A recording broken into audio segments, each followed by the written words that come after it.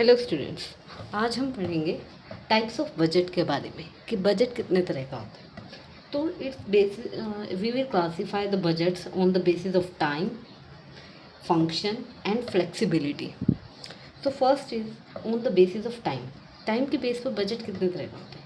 तो ये दो तरह का होता है, एक तो शॉर्ट टर्म और एक long term. Short term budget क्या, जो कि हम पर्टिकुलरली किसी ईयर के लिए बनाते हैं, तो ये एक साल के लिए होता है। जैसे हमारा जो ये कंट्री का बजट बनता है, तो वो पर्टिकुलर एक ईयर के लिए बनता है। जैसे 2026 का बना, तो अब इसी तरह जो एक हमारे SDG गोल्स हैं जो 2030 तक बने हैं, तो वो क्या है, वो लॉन्ग टर्म गोल्स हैं।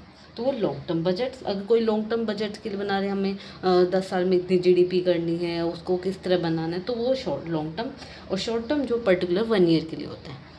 Second is on the basis of function. Function के बेस पर देखो, फंक्शन के बेस पर क्या होता है, हमारे अलग अलग डिपार्टमेंट होते हैं ऑर्गेनाइजेशन में, तो उनके अलग अलग बजट। जैसे सेल्स डिपार्टमेंट का sales budget, production budget, purchase budget, cash budget, capital expenditure. Capital expenditure वही एक्सपेंडिचर जो हम एक साल से ज़्यादा के लिए करते हैं, ठीक है। And the last is master budget. Master budget is the summary of all functional budget. ये सभी जो बजट हैं, अगर हम इनकी समरी करके एक बजट बनाते हैं, तो वो क्या कहलाता है, master budget. Next is on the basis of flexibility. Flexibility के बेस पर दो होते हैं, एक तो फिक्स्ड और एक फ्लेक्सिबल। देखो, फिक्स्ड नाम से पता चल रहा है कि जो बार बार नहीं बदलता, या हम पर्टिकुलरली कोई एक एक्टिविटी के लिए बना रहे हैं, ठीक है। जैसे हमें कोई प्रोडक्शन में रॉ मटेरियल लाना है, हमें कोई पर्टिकुलर कोई स्पेशल ऑर्डर आया है, तो उसके लिए हम एक बजट बना लिया अलग से कि यहाँ ऐसे सामान आएगा, कितना आएगा, और क्या उसको कॉस्ट होगी। तो हम एक पर्टिकुलरली एक्टिविटी के लिए बनाते हैं, तो वो फिक्स्ड होता है,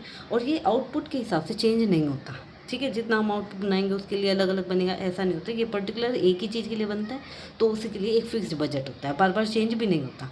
लेकिन फ्लेक्सिबिलिटी क्या है, जो डिफरेंट लेवल एक्टिविटी के लिए बनता है, और ये प्रोडक्शन के हिसाब से चेंज भी कर सकते हैं, ठीक है। अब देखिए एडवांटेजेस क्या है, हम बजट बनाते हैं तो उसके क्या फ़ायदे हैं। Advantage, help in planning. Planning में हेल्प करता है, कोऑर्डिनेशन में हेल्प करता है, क्योंकि जैसे देखो हमने सेल्स डिपार्टमेंट का बनाया, और सेल्स डिपार्टमेंट क्या सेल करेगा, जो प्रोडक्शन डिपार्टमेंट बनाएगा। प्रोडक्शन डिपार्टमेंट क्या बनाएगा, जो परचेज डिपार्टमेंट परचेज करेगा, उसको ही तो प्रोसेसिंग करके बनाएगा। और परचेज डिपार्टमेंट परचेज कैसे करेगा, जब कैश डिपार्टमेंट जो है, जहाँ से कैश फाइनेंस डिपार्टमेंट है, वहाँ से जो कितना कैश में जाएगा सप्लाई को, तभी तो वो हमें रॉ मटेरियल देंगे, ठीक है। और कैपिटल एक्सपेंडिचर क्या होगी, जब कैपिटल एक्सपेंडिचर भी कैश डिपार्टमेंट से कोऑर्डिनेट करेगा, तो सब डिपार्टमेंट क्या इंटरकनेक्टेड होंगे, तो उनमें क्या होगा, कोऑर्डिनेशन बढ़ जाएगा। कंट्रोल कॉस्ट, हमारी कॉस्ट क्या हो जाएगी, कंट्रोल होगी, ठीक है। Fix responsibility. अब देखो सेल्स डिपार्टमेंट का जो हेड है, डायरेक्टर होगा, जो उसकी रिस्पॉन्सिबिलिटी होगी। प्रोडक्शन डिपार्टमेंट का जो डायरेक्टर होगा, उसकी रिस्पॉन्सिबिलिटी। तो हम क्या करते हैं, रिस्पॉन्सिबिलिटी फिक्सेस कर देते हैं कि अब हमारा बजट इतना ही है, आपको इसमें अपना काम चलाना है, इतना प्रोडक्शन करना है, इतना सेल्स करना है, इतना मार्केटिंग करना है।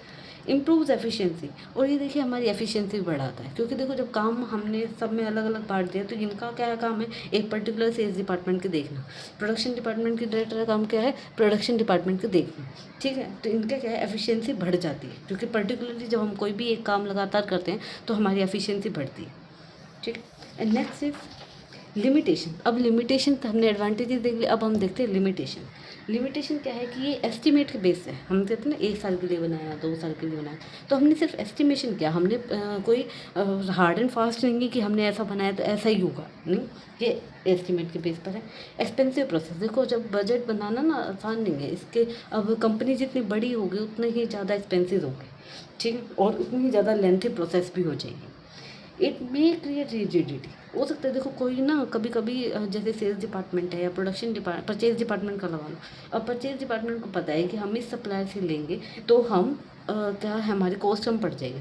लेकिन हमने बजट में पहले से ही बनाया हुआ है कि हम इतना सामान लेते हैं, तो ये इतनी कॉस्ट पड़ती है। मान लो 100 रुपये का सामान लेते हैं, और उसके 100 यूनिट सामान लेते हैं, उसके 1000 कॉस्ट पड़ती है।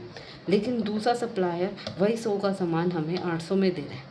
अब प्रोडक्शन डिपार्टमेंट, जो परचेज डिपार्टमेंट का जो डायरेक्टर है, जो हेड है, वो चाहेगा कि हम यहाँ से खरीद लें, लेकिन हमारे बजट में पहले से बना हुआ है, इतने का बनाना है, तो हम उसमें चेंज नहीं कर सकते, ठीक है। तो ये रिजिडिटी ला देता है, कोई भी नया इनिशिएट कोई ले नहीं पाता। Depends on management support. अब देखो मैनेजमेंट के सपोर्ट पे डिपेंड करता है। अब जो बोर्ड ऑफ डायरेक्टर हैं, हो सकता है कि वो किस तरह से बजट बनाते हैं, तो उन पर डिपेंड करता है कि ये सभी जो डायरेक्टर्स हैं, सुपरवाइजर्स हैं, वो किस तरह काम करेंगे। ये सब बोर्ड ऑफ डायरेक्टर्स की जो सपोर्ट है उनके ही तरह चल सकता है। ये लिमिटेशंस हैं।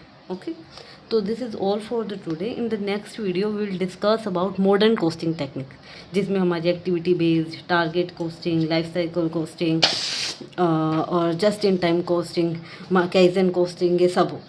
Okay, thank you for today.